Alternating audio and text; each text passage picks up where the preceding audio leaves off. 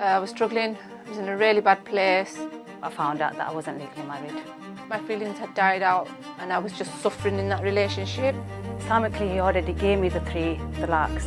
I was desperate to get divorced, so Jav's helped us out a lot. Assalamu alaikum, good evening and welcome to another episode of Marriage Matters here on British Muslim TV with myself, Javaid Iqbal.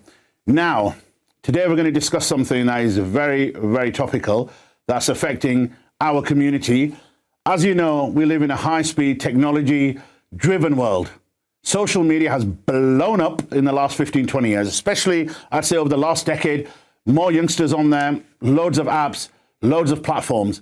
Now, one of the biggest platforms or the biggest changes that we've had, certainly in the Muslim community and in our community, is how you look for a spouse. Now, there's been many, many matrimonial websites out there, many matrimonial apps out there, asking you, telling you, look for a perfect husband, wife, XYZ. Now, the question is, how safe are these matrimonial websites and apps? Are they good? Are they bad? Are they there for our Muslim brothers and sisters to actually genuinely find someone? Or are you falling into a honey trap? Now, we've had many, many calls. We've had many instances where people have told us, yes, they're brilliant. But conversely, there's also a lot of people out there who have been duped, who have been defrauded of money of all sorts, entered bad marriages, come out of bad marriages. Now, my next guest is one such person.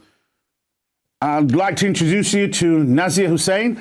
She's a professional interpreter, a driving instructor, and also a social media influencer. Now, Nazieya has been on one of these matrimonial websites. She got married through one of these, and we're going to discuss her experiences today. Nazieya, can you hear me? I can hear you. Hi, Javaid. How are you doing? I'm good, good, good. How are you this fine evening? I'm all right, alhamdulillah. Excellent, excellent. Right, thank you very much for taking time out and joining us on the program. Now, as you know, these matrimonial websites have sprung up in the last 10, 15 years. It's a massive industry. The Muslim community, South Asian community are using these on a regular basis. 20 years ago, 25 years ago, they didn't exist. You know, you'd have to go through your auntie, uncle, next door neighbor, people you knew in the community to find, you know, a rishta, so to speak, a match for your son, your daughter, your brother, for yourself even. Now we've got these websites. Now, you got married or you met your husband through one of these matrimonial websites. Yeah, now ex-husband, yes. Your ex-husband, apologies. Websites. Right, your ex-husband you met on one of these matrimonial websites. Yes. Now, at the time, correct me if I'm wrong, at the time when you were looking, you were already divorced. Yes. Right. So it begs the question, why did you personally go on one of these websites? For me personally, I'm not a very sociable person. I've always been like an introvert. I like to be very private, keep myself to myself. So I don't go out, I don't socialize a lot.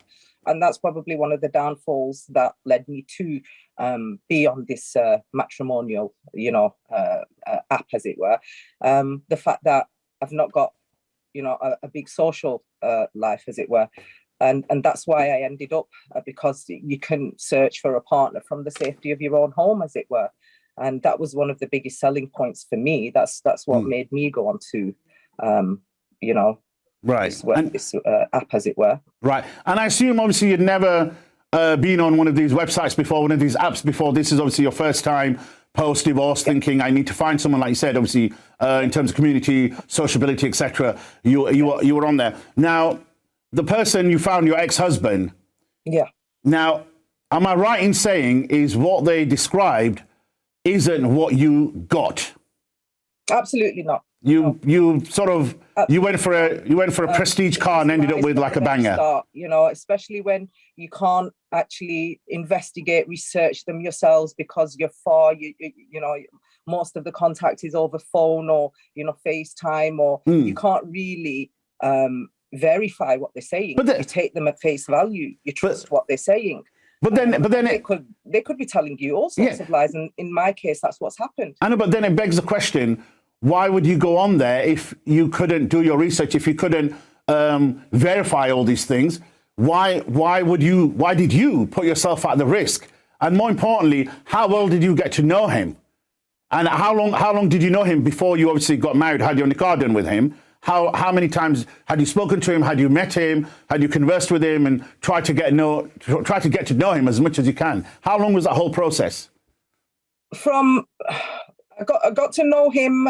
We were talking more or less like all the hours that God sent. We were constantly on the phone. He was constantly calling me, constantly texting. We was talking a lot, you know, getting into deep conversations about family and whatnot. He came across on a Islamic, you know, level, speaking very religiously to me. And basically he duped me into believing that he was a really decent, honorable Muslim man.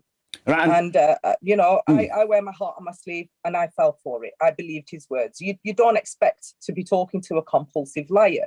Right. And what? You read the profile, you see what they're saying, and you assume that they're telling you the truth. And what research did you do? What research did you do with regards to him? So obviously he must have told you who he was, where he worked, who his family was. Did you undertake any research yourself before you married him, or did you just take him on his word? To me, the way he talked to me, the way he put the story across was that his mother was very controlling, and he made it out that you know, he talked the talk, but he didn't walk the walk, as it were. He made it out that he's a very independent, at the age of 43, I assumed he would be. And he made it out that he was a very independent man who had his own job, who had his own money, who had his own accommodation, that he wasn't dependent on his mother.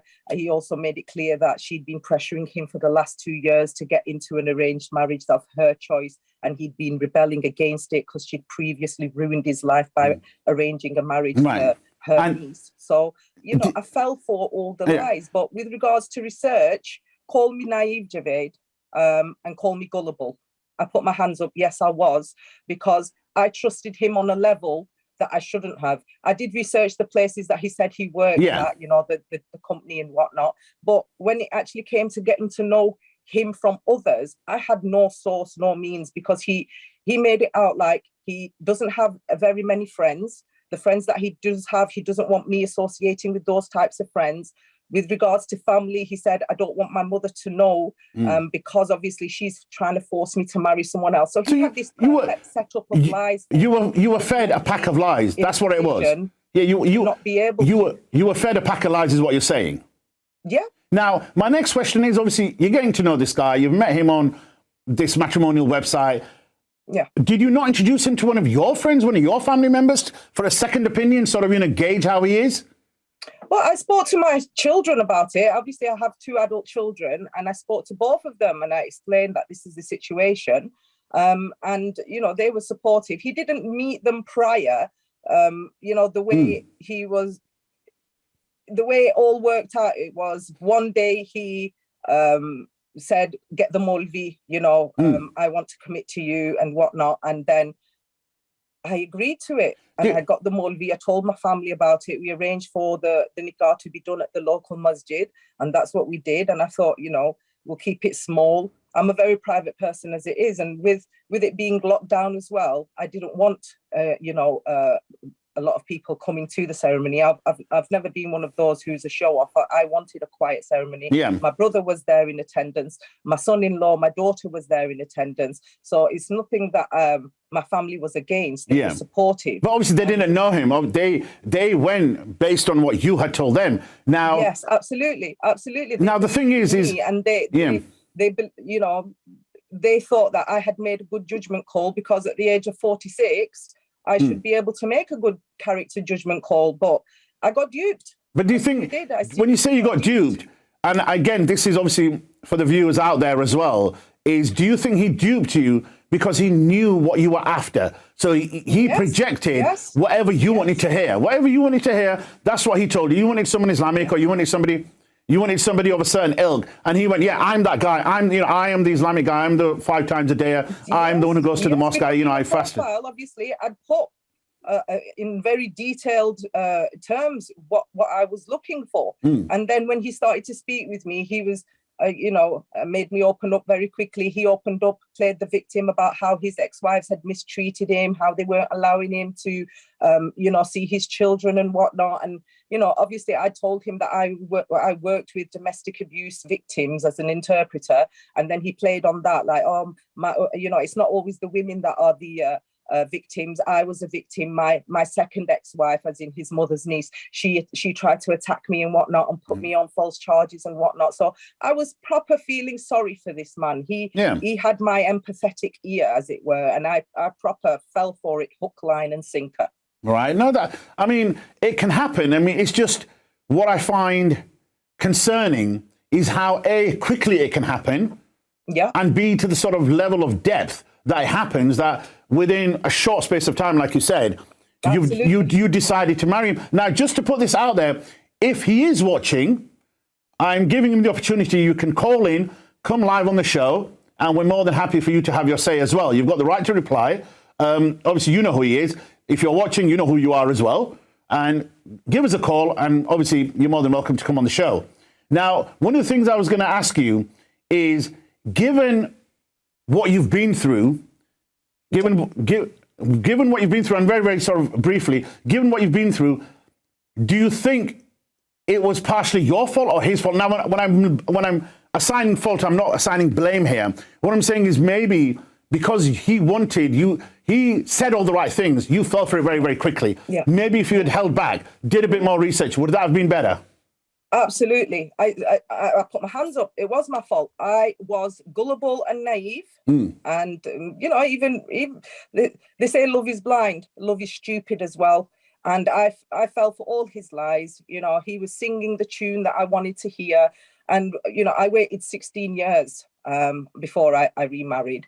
And when you've been waiting 16 years and all of a sudden you meet somebody who's checking all the boxes, you know, and telling you what you want to hear, basically.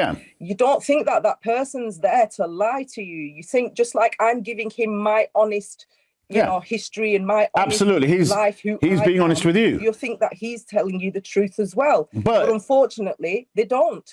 Right. But this is the danger of meeting somebody online when you can't see them. That's the sort of thing here.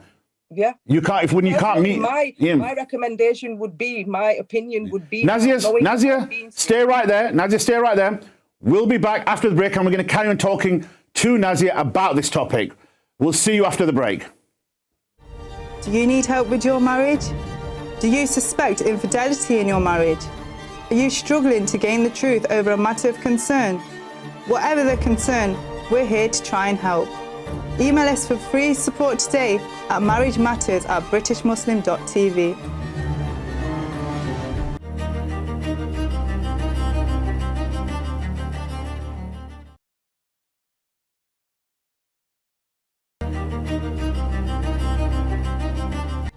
Do you need help with your marriage?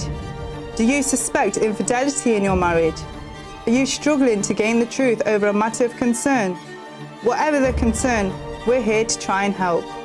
Email us for free support today at marriagematters@britishmuslim.tv.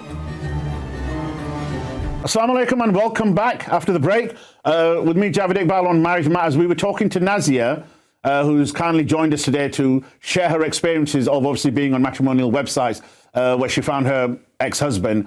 Now, Nazieya, just before the break, obviously we were talking about this. Now, what I wanted to ask you, and I think we just touched upon it just before the break, was if you had met your ex-husband in person, so you'd met him even randomly, it wasn't through family, community, friends or whatever, you met him randomly, how would that have been different in terms of getting to know him than what you did rather online or through this sort of matrimonial website? The main difference would have been for me is I would have got to know him on a friend level.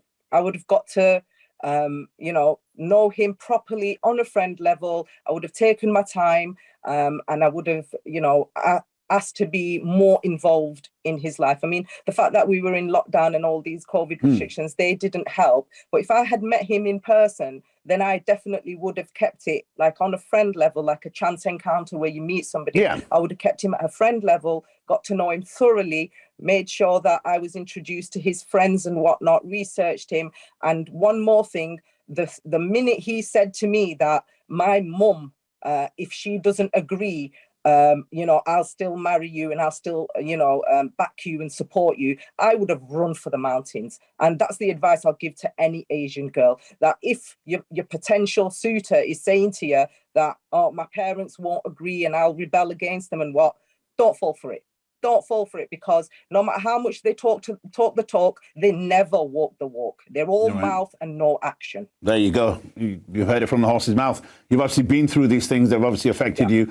I mean, if there's people out there at this moment in time looking at matrimonial websites, maybe talking to somebody, maybe getting to know somebody, what advice would you give them, having gone through it yourself? My advice would be drop them like dead weight, walk away.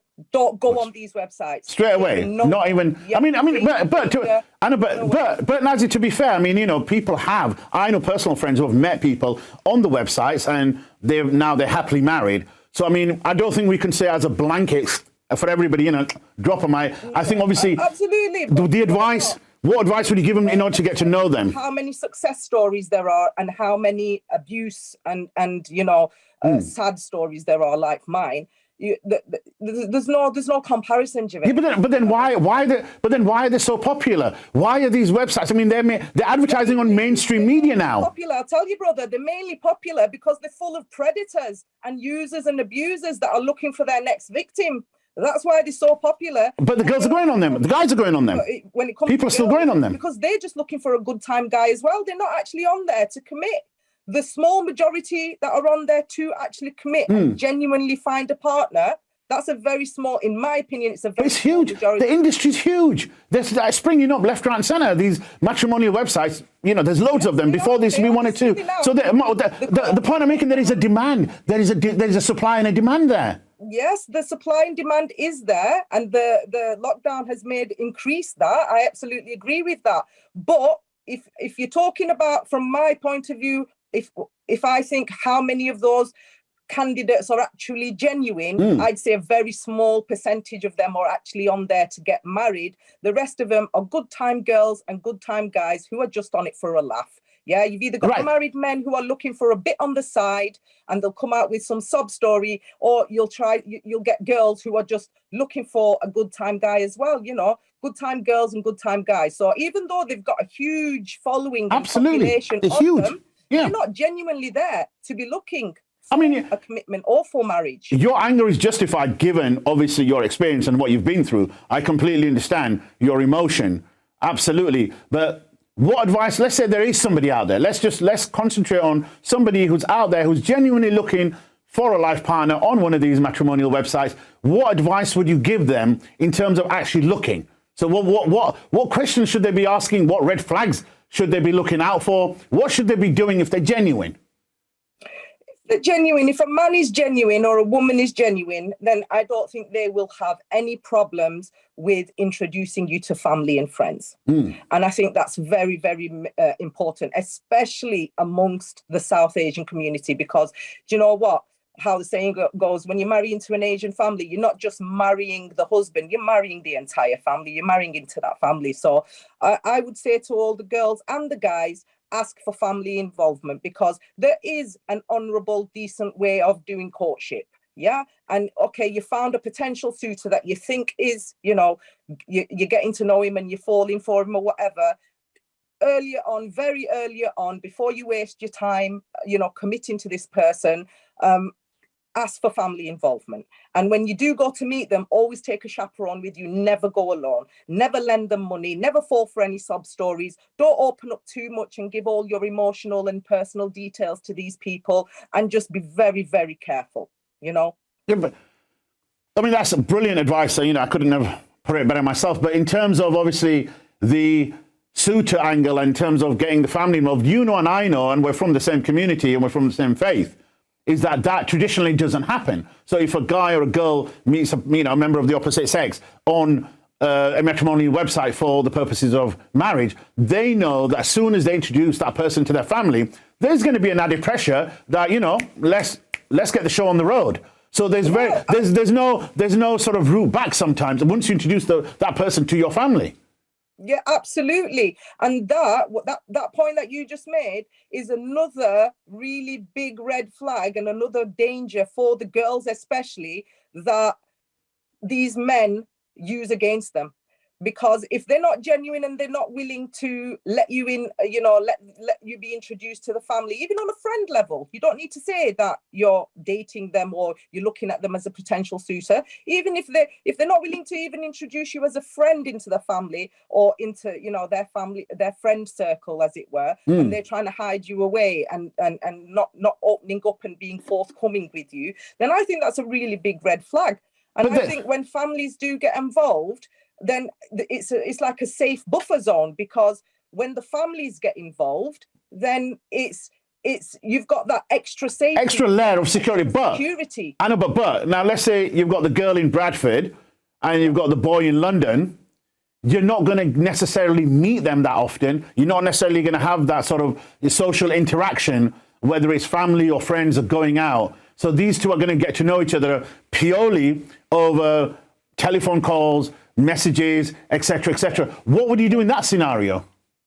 Well, you've got FaceTime, you've got technology and whatnot, yeah. So just like you're getting to know them over the phone and over FaceTime and whatever, you can do the same with their family as well and with their friends as well. So, if they're saying that they're at such and such an event or whatnot, ask to be part of it, even though you're away from it. How to be included in the event, Yeah. How soon after? Flag if men especially, are not picking up the calls in the evening time, when they're probably at home with their wives. Do you understand? Yeah. And women are not aware of this, because a lot of the men are actually already married that are on these websites, and they're just looking for a little bit on the side. So the reason I'm talking about family involvement is because that's when, like you mentioned, it is the point of no return and families do put pressure on you. But at the same time, it's also a safety buffer for the girls, especially because it's always the girls, Javaid, that have more to lose when it comes to izzat and stuff like that. And it's always the girls who are slandered, and it's always the girls that lose out more, unfortunately. And these South Asian men, they take advantage of that fact. That's why you'll find a lot of Asian girls that are that's a big blanket statement to make. Quite frankly, that's a very big blanket statement to make. I understand that obviously there are certain aspects or there are certain types of South Asian men, let's just say, that would do that. But I think, to say, a blanket, everybody's the same, I wouldn't necessarily agree with that, but I obviously get your point. I get your point. Now, just quickly, moving forward, and you can answer this with a yes or no, and I think I know what the answer is going to be, is would you go on these matrimonial websites again? Never. Now, never. There's a shocker, right? Obviously, given what you've been through. Tell us about you now. What are you doing? So how did you then come out, very, very briefly, how did you come out of the marriage, and when did he start showing that, hang on a minute, what he presented, this sort of super duper, souped up car that you thought you'd bought with these sort of 18 valves and all that, turned out to be a two-wheeler banger. Bliss. We had 6 weeks of bliss. He was the ideal husband while we were away from his mother, because initially when he introduced me to his mother, that day she was fine. Then when we left, she was like, don't ever bring him back, don't bring her back here, I don't want to see your face again, blah de blah. So for those first 6 weeks, we were very happy. And just let me stop you there, sorry, Nazieya, because we're going to be running out of time. So I believe when we spoke earlier, you told me that he didn't even tell his mother your real age. Yeah. Right. So even the most basic detail, he hadn't obviously filtered through to his family to say, actually, she's this many years old, or this is her status, and this all came as a shock to them. He knew her backwards mentality. He knew her typical Asian. But why didn't he tell you that then? Why didn't he tell you that? Oh, she's older than you. Why didn't he tell you that though? You're 43. But why didn't he tell you? Young girl. Why didn't he tell you that my mum is this so-called backwards person from the sort of woods or something? Why didn't he tell you that? He knew. I'm sure. I'm absolutely certain. He knew. I would have told him, jog on. He would have known, because I'd made it very clear to him that I want an independent man who is financially stable, but also responsible for his own decisions, who's not a mummy's boy. I made it very clear. If I, as a woman, and that's not what happened, to support me, then him as a man should surely be able to make his own decisions and not be pressured by emotional blackmail into marrying some, Pakistani girl to bring home as a slave woman for his mother, because that's her, she thinks that's her God-given right. And that's what they wanted, and that's maybe what they pressured him, and he obviously brought you home. and No. that's not what they wanted. So you know, She Nazieya, some vulnerable, daft girl from overseas who she could use as a living slave, and that's definitely not you, Nazieya. Unfortunately, I'm gonna have to cut you short a little bit. We're running out of time. Thank you very much for appearing on the show and for sharing your experiences, ladies and gentlemen. Thank you very much for joining us. You've heard Nazieya's story. Be very, very careful out there. It's a complete quagmire. You guys take care of yourselves, and inshallah I'll see you next week again on Marriage Matters. Take care. Assalamu alaikum. Do you need help with your marriage? Do you suspect infidelity in your marriage? Are you struggling to gain the truth over a matter of concern? Whatever the concern, we're here to try and help. Email us for free support today at marriagematters@britishmuslim.tv.